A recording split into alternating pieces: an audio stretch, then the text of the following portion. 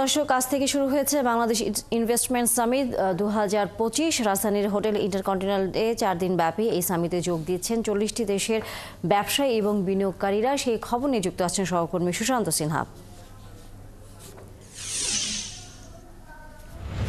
সুশান্ত, এর আগে আপনি যখন যুক্ত ছিলেন তখন বলছিলেন যে বিনিয়োগকারী এবং নতুন উদ্যোক্তারা যাতে বাংলাদেশে তৈরি হয় তার জন্য এক ধরনের ফান্ড তৈরি করা হচ্ছে এবং সেটি $1 বিলিয়ন কাছাকাছি এক ধরনের ফান্ড। এই ফান্ডটির প্রক্রিয়াটি আসলে কি এবং কোন কোন খাতকে সামনে রেখে এই ফান্ডটি আসলে তৈরি করা হচ্ছে বা আগ্রহর জায়গা তৈরি করছে? এবং দ্বিতীয়ত, আমরা জানি যে নাসার সাথে একটি চুক্তি হবার কথা রয়েছে, সে বিষয়ে কোনো আসলে খবর আছে কিনা আপনার সাথে? They will be entrepreneurs, so that they are not only the entity but also they are working more with the employment generation.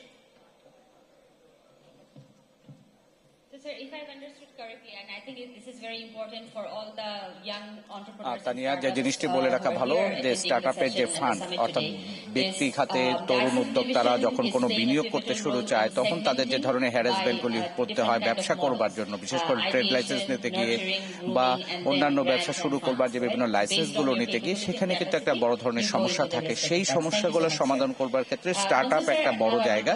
সেখানে বিনিয়োগ করবার জন্য $1 মিলিয়নের একটা ফান্ড, এটা মূলত ইনফিউশন মোড নামে একটা প্রতিষ্ঠান যৌথভাবে তারা করেছে, এখান থেকে সহায়তা দেওয়া হবে। এটা বিস্তারিত এখনো আমরা তাদের কাছ থেকে জানতে পারিনি, তারাও জানাতে চায়নি এখনই।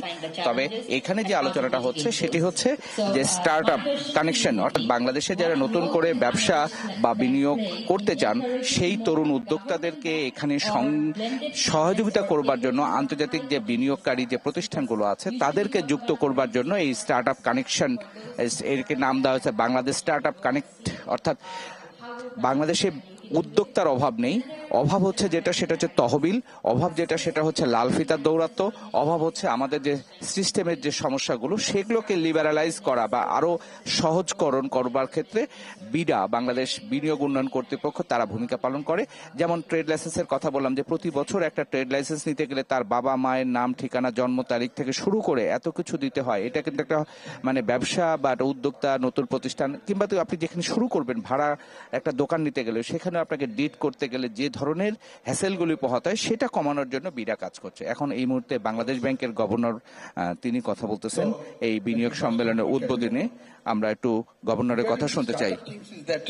This is one area I think Bangladesh Bank, since I joined the Bangladesh Bank, we have been thinking about how to extend our support to this group of innovative minds so that they can flourish. We need to create that environment.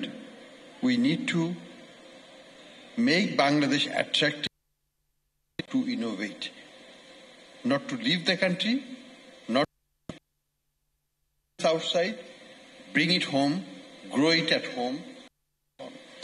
So we